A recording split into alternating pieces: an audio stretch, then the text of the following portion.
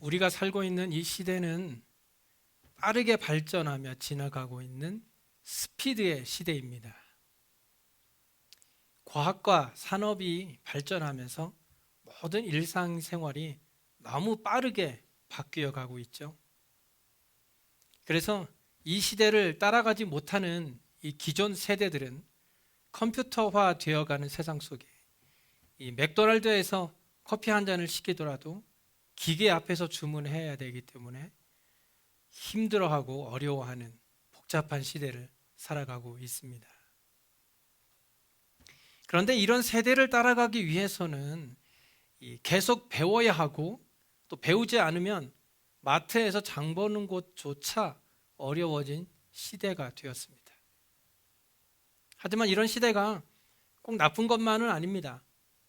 우리가 이 복음 전파의 입장에서 생각해 본다면 오히려 이런 시대에서는 여러 가지 매체들을 이용해서 복음을 전파한다면 굳이 우리가 직접 가지 않고도 아주 먼 곳에까지 복음을 전할 수 있는 장점이 있기도 합니다. 이 초대교회 당시에 제자들이 복음을 전할 때에는 제대로 된 교통수단도 없어서 대부분 걸어서 복음을 전하거나 배를 타고 이동해서 복음을 전했었습니다. 하지만 지금은 그렇게 하지 않아도 여러 가지 방법으로 복음을 전할 수 있는 방법들이 너무나 많이 있습니다. 미국에 사는 한국 사람들이 대부분 겪는 어려움 중에 하나는 말이 잘 통하지 않는다는 것이죠. 아무리 영어를 잘 하는 사람이라 할지라도 미국에서 태어나지 않는 이상 이 표현할 수 있는 말의 한계가 있기 때문에 한국어처럼 자신의 마음을 전부 다 표현하는 것은 참으로 어렵습니다. 그런데 이 초대교회에 처음 성령이 임했을 때 그들이 놀라운 부흥의 역사를 경험할 수 있었던 것은 그들에게 임했던 성령의 역사로 인해서 그들이 전하는 말은 비록 하나였지만 그곳에 모였던 다양한 언어를 가진 사람들이 들었을 때에는 각자가 가진 자기의 언어로 듣게 되어 복음을 쉽게 받아들일 수 있었던 것입니다. 사도행전 2장 40절 이하에 보니까요, 베드로가 성령에 충만하여 복음을 전하는데 이렇게 말하죠. 너희가 이 패역한 세대에서 구원을 받으라 하니 그 말을 받은 사람들은 세례를 받음에 이날의 신도의 수가 3,000이나 더했다고 기록하고 있어요. 베드로가 성령에 충만하여 너희가 이 패역한 세대에서 구원을 받으라 하니 그날에 구원받은 사람의 수가 3,000명이나 되었다는 것입니다. 베드로가 살던 시대에도 지금과 다를 바가 없었습니다. 그때나 지금이나 여전히 죄악은 가득했고 사람들은 패역했습니다. 우리가 생각하기에 지금 우리가 살아가고 있는 이 세상은 죄악이 너무나 기세가 등등해서 복음이 힘을 쓰지 못한다고 생각할 수 있습니다. 복음을 전해도 그들이 받아들이지 않아서 복음을 전하기 어렵다고 말합니다. 세상이 너무 타락해서 복음의 능력이 세상 가운데 나타나지 않는다고 생각합니다. 하지만 분명한 것은 죄악이 세상에 충만할 때 성령의 부흥도 세상에 충만하다는 사실입니다.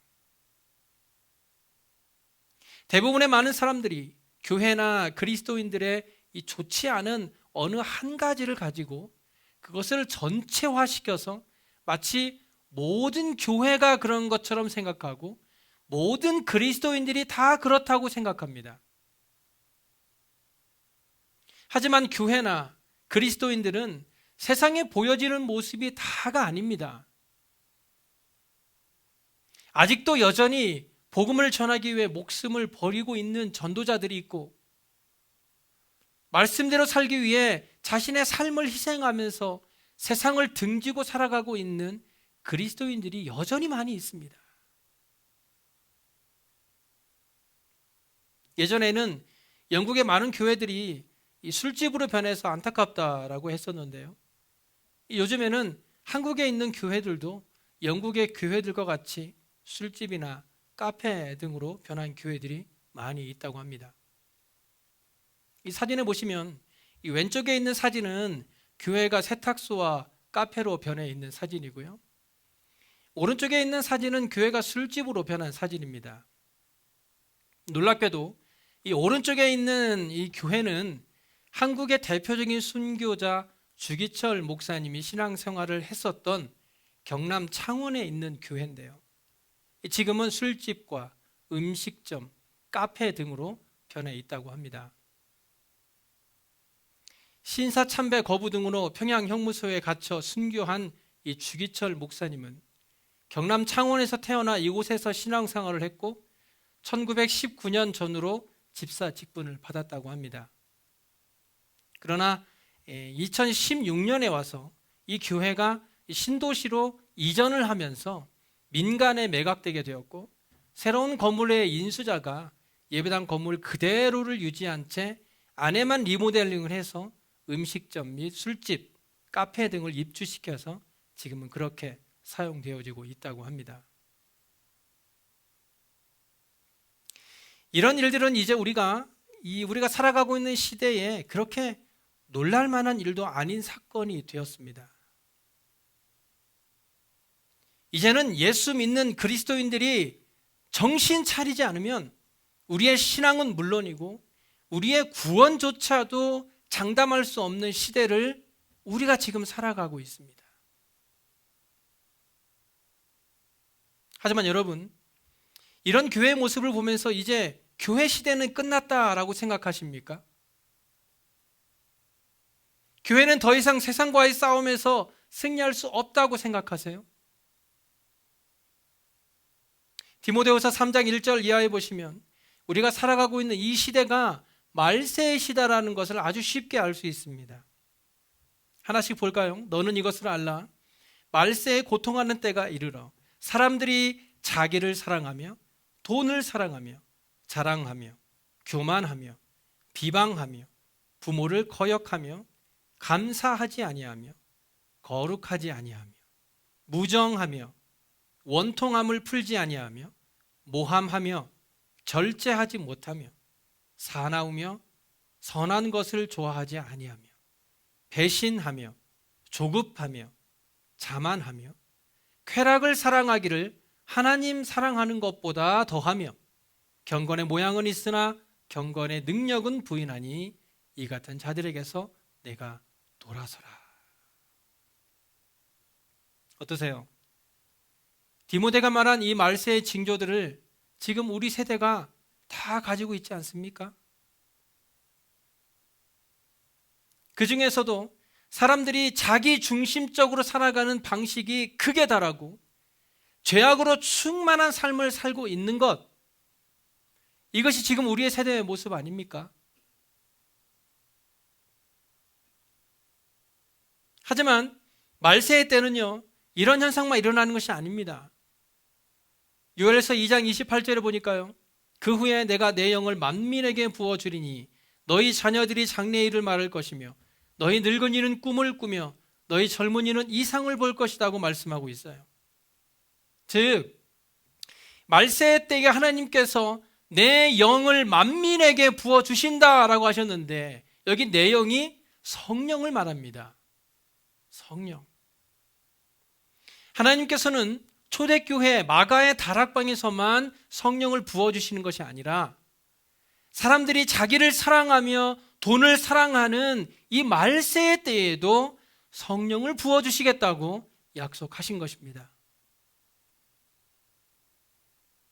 즉 사도 바울이 말한 것처럼 말세가 될수록 죄악이 부흥하고 있는 것은 사실이나 그 죄악만 부흥하는 것이 아니라 그와 동시에 성령의 부흥도 함께 일어나고 있다는 것입니다. 하지만 많은 사람들이 이 성령의 부흥은 생각하지 못하고 죄악의 부흥만을 바라보며 불안해하고 두려워하고 있다는 것이에요. 이사야는 여호와의 영광이 나타나고 모든 육체가 그것을 함께 보리라고 예언했습니다. 이사야가 예언한 대로 이 성령의 능력과 부흥의 역사는 점점 더 강하게 나타나고 있습니다. 우리가 죄악의 부흥을 걱정하는 것과는 달리 성령의 역사는 그보다 더 크게 역사하고 있다는 사실입니다. 저는 지난 주간에 이 콜로라도 스프링스에서 있었던 목사 장로 기도회에 이 찬양 인도를 위해서 다녀왔습니다. 그곳에는 이 미국 전역에 있는 목사님들과 사모님 그리고 장로님들과 권사님들이 함께 모여서 나라와 민족을 위해 그리고 미국에 있는 각 교회들을 위해 뜨겁게 기도하는 모습을 함께 했습니다. 저는 이번 목사 장로 기도회를 보면서 성령의 부흥을 기대하게 되었습니다. 지금도 여전히 하나님을 사랑하는 사람들이 많이 있고 또한 가슴을 치며 뜨겁게 하나님께 기도하는 많은 기도의 동역자들이 있다는 사실에 감격하고 또 든든한 마음까지 얻고 돌아왔습니다. 이번 목사 장로 기도회의 뜨거운 성령의 불길이 이제 우리 베델 교회에도 옮겨져서 우리 교회에 크신 성령의 부흥의 역사가 일어나길 기대해 봅니다. 만약 아직도 이 성령의 역사를 경험하지 못하신 분들이 계시다면 우리가 힘써 함께 기도하며 예배할 때 우리가 아직도 경험하지 못한 놀라운 성령의 역사를 바로 이 자리에서 경험할 수 있길 바랍니다. 오늘 본문에 보시면 사도 바울은 에베소 교회 성도들에게 이렇게 권면합니다. 그러므로 어리석은 자가 되지 말고 오직 주의 뜻이 무엇인가 이해하라. 술을 취하지 말라. 이는 방탕한 것이니 오직 성령으로 충만함을 받으라. 당시 에베소 교회에는 구원받은 많은 사람들이 있었습니다. 그리고 사도 바울은 구원받은 성도를 향해서 술 취하지 말고 오직 성령의 충만을 받으라고 권면하고 있습니다. 우리가 주목해야 할 부분은요, 오늘 사도 바울의 권면은 믿지 않는 자들을 위한 것이 아니라 믿는 자들을 위한 권면이었다는 것입니다. 즉 성령의 충만은 믿지 않는 사람들에게 필요한 것이 아니라 믿는 자들에게 필요하다는 것이죠. 그런데 또 한 가지 주목해 보아야 할 것은 사도 바울은 이 성령 충만을 말하면서 술 취함과 비교하고 있다는 것입니다. 저는 술에 취해 본 적은 없습니다. 하지만 이 술에 취한 사람들을 맨정신으로 가까이서 많이 봐왔기 때문에 어쩌면 술에 취한 사람들에 대해서 더 잘 안다고 할 수 있습니다. 왜냐하면 술에 취한 사람은 늘 하는 말이 있죠. 나 술에 안 취했다. 본인은 술에 안 취했다고 얘기합니다. 술에 취한 사람들의 공통된 가장 큰 특징은 술에 취하고 나면 누구든지 어떤 행동을 한다는 거예요. 이것을 주사라고 하는데요. 이런 주사는 모두가 알코올의 영향 아래에 있다는 것을 말합니다. 예를 들면 말도 잘 못하던 사람이 술에 취하면 알코올에 의지하여 안 하던 말을 자꾸 하게 되고 평소에 얌전하던 사람도 고래고래 소리를 지르며 평소와 전혀 다른 모습을 드러내는 것이죠. 이렇게 평소와는 전혀 다른 모습을 보이는 것은 모두가 술에 취해 알코올의 영향 아래에 있기 때문입니다. 그래서 술을 마시는 사람들이 흔히 하는 말이 있죠. 처음에는 사람이 술을 마시다가 나중에는 술이 사람을 마신다. 그렇다면 왜 바울은 본문에서 이런 술 취함과 성령 충만을 비교하면서 말했을까요? 이 술의 주 재료인 알코올은 사람들을 변화시킵니다. 알코올은 어떤 사람들은 도전적인 인물로 만들기도 하고 어떤 사람들은 슬픔에 빠지기도 합니다. 또 어떤 이들은 노래를 하기도 하고 또 어떤 이들은 소리를 지르기도 합니다. 이처럼 알코올의 효력은 눈에 띄게 나타나죠. 그런데 이 성령의 역사는 이런 술 취함의 모습과 아주 비슷하게 나타나는데 그것은 변화된다는 것입니다. 둘 다 이 전과는 다른 모습으로 변하는 것이 비슷한 특징이지만 성령에 충만한 사람과 술에 취한 사람들과의 전혀 다른 차이점이 있는데요. 알코올은 신체에 즉각적인 반응이 나타나서 어떠한 행동으로 나타나지만 성령의 역사는 그 사람의 심령이 변화를 받아 새로운 삶을 살게 된다는 데 있습니다. 몸이 변하느냐 심령이 변하느냐의 차이점이라는 것이죠. 그래서 성령에 충만한 사람은 본문 17절에서 말씀하고 있듯이 어리석은 자가 되지 않고 오직 주의 뜻이 무엇인가 이해하는 사람으로 변화되는 것입니다. 어리석은 자가 되지 말고 오직 주의 뜻이 무엇인가 이해하는 사람이 되라라는 말씀은 하나님께서 우리의 삶을 위한 어떤 하나의 계획을 가지고 계신다라는 사실을 전제하고 있습니다. 다시 말씀드려서 우리가 성령의 충만함을 받아서 주의 뜻이 무엇인가 이해하는 사람이 된다면 우리를 향하신 하나님의 계획을 바로 분별하여서 그 뜻을 이루는 삶을 살게 될 것이라는 것이죠. 성도로 하여금 하나님이 원하시는 바가 무엇인가를 알게 하는 것은 성령의 사역 중에 하나입니다. 대부분 그리스도인들이 하나님의 뜻을 분별하지 못해서 어려움을 겪고 있을 것입니다. 하지만 우리가 하나님의 뜻을 온전히 알게 될 때에는 우리의 삶이 전과는 완전히 다른 삶을 살게 된다는 것입니다. 그렇다면 우리는 어떻게 해야 성령의 충만함을 받을 수 있을까요? 저는 성령의 충만함을 받는 비결에 대해 세 가지로 생각해 보았는데요. 첫째는 주의 말씀을 들어야 한다는 것입니다. 성령 충만을 위해서는 말씀을 들어야 합니다.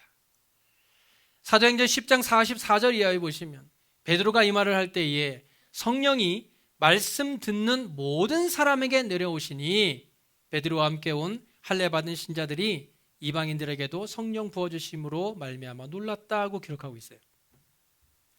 여기 베드로가 백부장 고넬료에게 복음을 전할 때 하나님의 성령이 그 말씀을 듣는 모든 사람들에게 내려온 것입니다.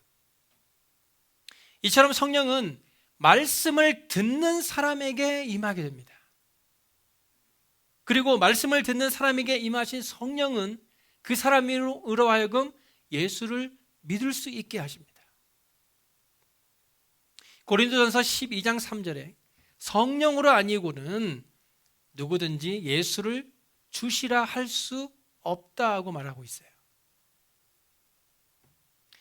성령을 받기 전에는 모두가 죽은 영혼이기 때문에 그들의 마음이 돌과 같이 단단해서 하나님에 대해 거부 반응을 일으키고 천국을 믿지 않지만 하나님의 말씀과 함께 성령이 임할 때에 단단하던 그런 마음들이 부드러워져서 하나님의 말씀을 믿게 되고 예수님을 주님으로 고백하게 되는 것입니다.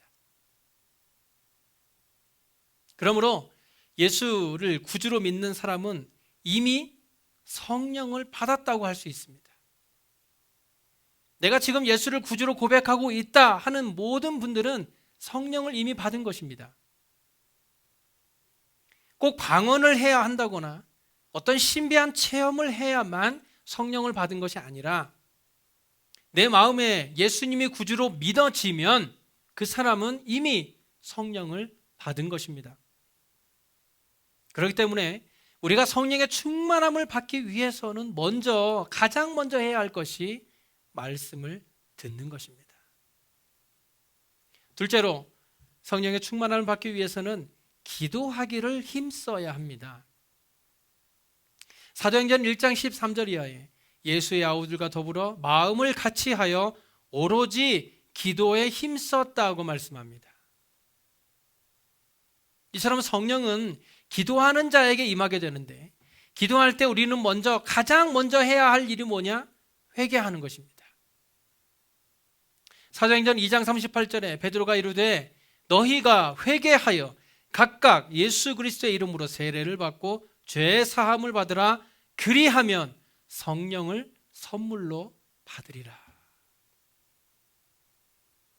오늘날 우리가 성령의 충만을 받지 못하는 이유는 하나님이 성령을 주시지 않기 때문이 아니라 우리가 구하지 않기 때문입니다. 우리 안에 죄악이 가득 차 있기 때문에 우리가 회개하지 못하는 것이고, 회개하지 못하기 때문에 성령을 구하지 않게 되어 우리 안에 성령이 충만히 임하지 않는 것입니다. 우리는 성령의 충만함을 구해야 합니다. 전심을 다해 기도하며 성령의 충만을 구할 때에 하나님께서 약속하신 성령을 받게 될 줄로 믿습니다. 마지막 세 번째로, 성령의 충만함을 받는 비결은 말씀에 순종해야 합니다. 사도행전 5장 32절에 우리는 이 일의 증인이요 하나님이 자기에게 순종하는 사람들에게 주신 성령도 그러하다고 말씀합니다. 하나님은 성령을 자기에게 순종하는 사람들에게 주십니다. 우리가 하나님의 말씀을 묵상하고 그 말씀대로 순종하는 삶을 살아갈 때에 성령께서 우리의 삶에 충만하게 임하여서 우리가 성령에 붙들리는 삶을 살게 될 것입니다. 그런데 우리의 삶을 변화시키는 성령은 소멸하는 분입니다. 소멸한다. 데살로니가전서 5장 19절에 성령을 소멸하지 말라라고 말씀합니다. 성령은 불과 같아서 사그라들고 꺼진다라는 얘기죠. 하지만 완전히 꺼지지는 않겠죠. 우리가 예수 그리스도를 믿음으로 성령께서 우리 마음에 임하시게 되는데, 이 성령은 우리가 하나님께 기도하며 구하지 않으면 점점 더 줄어들고 소멸되어 그 힘을 발휘하지 못하게 된다는 것입니다. 하나님께서는 순종하는 자에게 성령을 주시겠다라고 약속하셨기 때문에 우리가 하나님의 말씀에 순종할 때에 우리 안에 계신 성령께서 우리의 삶에 충만하게 임하여서 우리의 삶을 하나님의 길로 인도해 주시는 것입니다. 그런데 여기에서 우리가 한 가지 오해하지 말아야 할 것이 있습니다. 그것은 나는 성령에 충만하지는 않지만 죄악에 충만한 사람도 아니다라고 생각하는 것입니다. 우리가 성령에 충만한 삶을 살고 있지는 않지만 그렇다고 죄악으로 가득 찬 삶을 살고 있지 않으니까 괜찮다고 생각하십니까? 우리가 하나님의 심판대 앞에 섰을 때 하나님은 우리가 성령의 사람인지 혹은 그렇지 않은 사람인지를 구분하시지 그 중간 어딘가에 있는 사람을 구분하지는 않습니다. 우리가 어떤 큰 죄를 짓지 않는다고 해서 성령에 충만한 사람이 되지 않는 것에 대해서 위로를 받고 계신다면 그 착각에서 벗어나시기 바랍니다. 우리가 스스로 나는 성령에 충만한 사람이다라고 말할 수 없다면 우리의 삶은 지금 그 반대의 삶을 살아가고 있는 것입니다. 성경은 생명과 죽음을 말하고 있지 생명과 죽음 그 중간 어디쯤을 말하고 있지는 않아요. 우리가 성령에 충만한 사람이라고 말할 수 없다면 지금이라도 당장 하나님 앞에 무릎을 꿇고 성령의 충만을 위해 기도해야 합니다. 그러므로 오직 말씀과 기도로 성령의 충만한 사람이 되길 소원합니다. 늘 하나님의 말씀을 가까이 하여서 하나님께서 나에게 말씀하시고자 하는 하나님의 뜻을 바로 분별함으로 하나님의 뜻대로 행하는 성령의 사람이 되어서 성령이 인도하시고 성령이 이끄시는 성령의 충만한 삶을 살아가는 저와 여러분의 삶이 되시길 간절히 소원합니다. 기도하겠습니다.